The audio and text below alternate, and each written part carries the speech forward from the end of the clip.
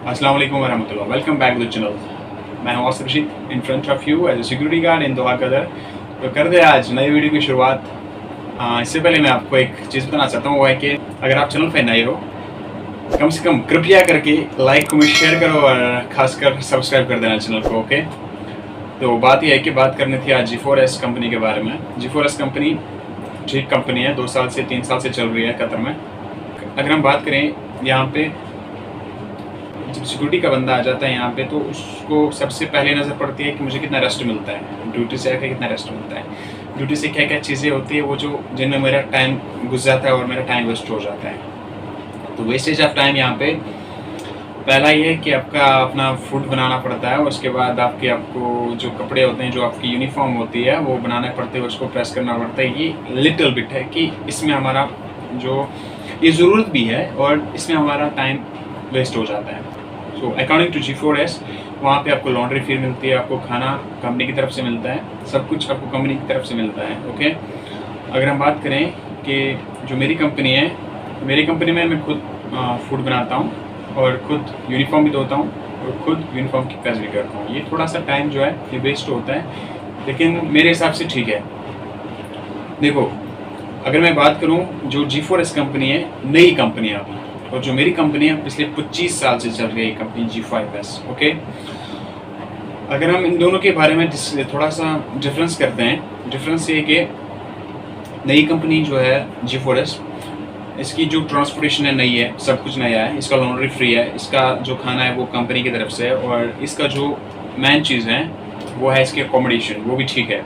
Okay, इसमें accommodation में एक रूम में 5-5 बंदे होते हैं, और मैं अगर बात करूँ अपनी एकोमोडेशन में हम 7 बंदे हैं अपने रूम में, ठीक है। तो 2 बंदा एक्स्ट्रा है, कोई बात नहीं। बेहतर अब ये है कि बेहतर कौन सी कंपनी और किस कंपनी में आना चाहिए। देखो, 2 कंपनीज हैं, G4S, G5S।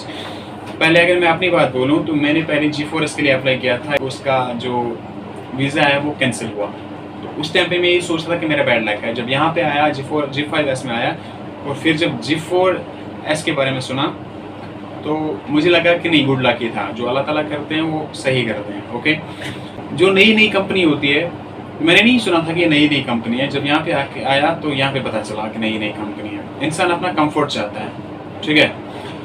देखो, जो भी चल रहा है नई कंपनी में, अगर हम बात करें लोकेशंस के बारे में, नई कंपनियाँ, नई लोकेशंस हैं। अगर हम बात करेंगे, ट्रांसपोर्टेशन नया है, अकोमोडेशंस नहीं है, सब कुछ नया है, ठीक है।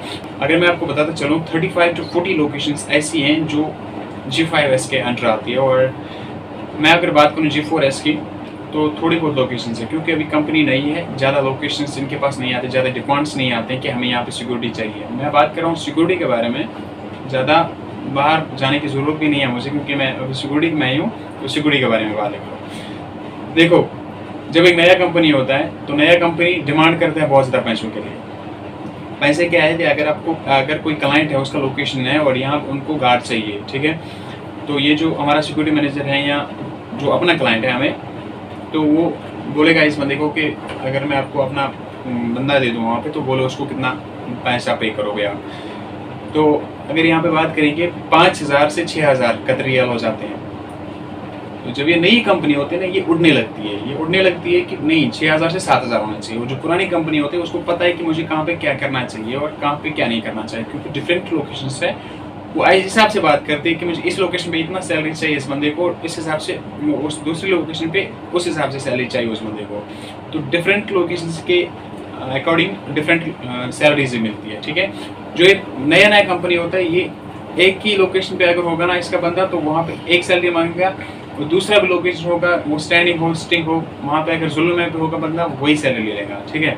जो जहाँ पे आराम हो वहाँ पे वही सैलरी ले लेगा, क्योंकि इनके पास ज़्यादा एक्सपीरियंस नहीं होता है। जितना कंपनी पुराना हो ना, इंसान को ज़्यादा उसी में आना चाहिए। देखो क्यों, इनके पास सलीका होता है, सही तरीका होता है कि कैसा हैंडल करना है।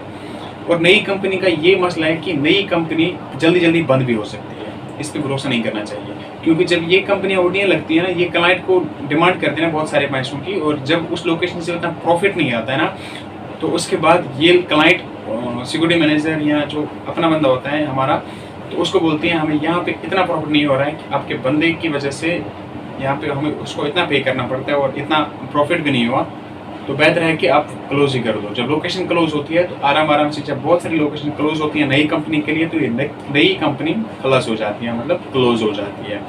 और ये जो पुरानी कंपनी होती है इनको पता है कि हमें जो लोकेशन मिली है हमें वहाँ पे कितना सैलरी लेना है और किस हिसाब से लेना है। अगर मैं अपनी बात करूँ, मुझे यहाँ पे 5800 कतरी रियाल्स हैं इस टाइम पे। तो बात ये है कि जब इसमें एकोमोडेशन जो है उसका किराया और जो इलेक्ट्रिसिटी है उसका, जो ट्रांसपोर्टेशन है उसका, जो फूड है उसका, अगर कुल मिला के काटेंगे तो ये चला जाए, कंपनी पे करती है। और क्लाइंट जो है वो कंपनी को पे करता है, कंपनी मुझे पे करती है, ठीक है।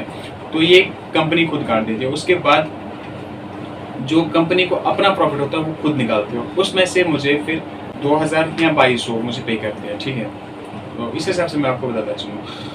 और अगर नई कंपनी के बारे में बात करेंगे तो वो वहाँ पे सैलरी अच्छी होती है पहले क्योंकि वो उड़ने लगती है। नई कंपनी में क्यों भागते हैं जल्दी लोग, क्यों दौड़ते हैं जल्दी नई कंपनी में? क्योंकि वो सोचते हैं कि सैलरी अच्छा मिलता है। सैलरी इसलिए अच्छा मिलता है क्योंकि नई कंपनी जो है वो डिमांड करती है ज़्यादा पैसों के लिए क्लाइंट को। और जब क्लाइंट थक जाते हैं पैसे देते और प्रॉफिट नहीं होता है, लॉस हो जाता है, तो वो लोकेशन खो देती है और कंपनी बंद हो जाती है। मेरा ये सजेशन है आप लोगों के लिए, अगर मैं आपको बताऊँ, जितना आपसे हो सके पुराने कंपनी में आइए, ठीक है। जिसको जिस चीज़ में इंटरेस्ट है, और एक बात है, जिसको जिस चीज़ में इंटरेस्ट है वो उसी जॉब में आए, क्योंकि यहाँ पे आके 2 साल 3 साल 5 साल के लिए फंस जाएगा, फिर रोएगा, वैसे ठीक नहीं होता है। देखो, जिस इंसान को जिस चीज़ में इंटरेस्ट होता है ना, वो उसी चीज़ को हैंडल करना चाहिए, उसी चीज़ में आना चाहिए, ठीक है। ताकि फिर वो सोचता भी नहीं मुझे इस चीज़ में इंटरेस्ट था, मैं इसमें आ गया और यहाँ पे मुझे अच्छा नहीं लग रहा है, वो अच्छा लग रहा था, ठीक है। ये बहुत बड़ी बात है, okay.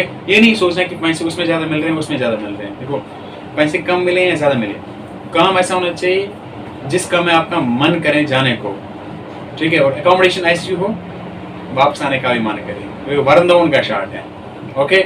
So remember this one thing. बाकी अगर आपको वीडियो अच्छा लगा, लाइक और शेयर कर देना और खासकर मेरे चैनल को सब्सक्राइब कर देना, ओके।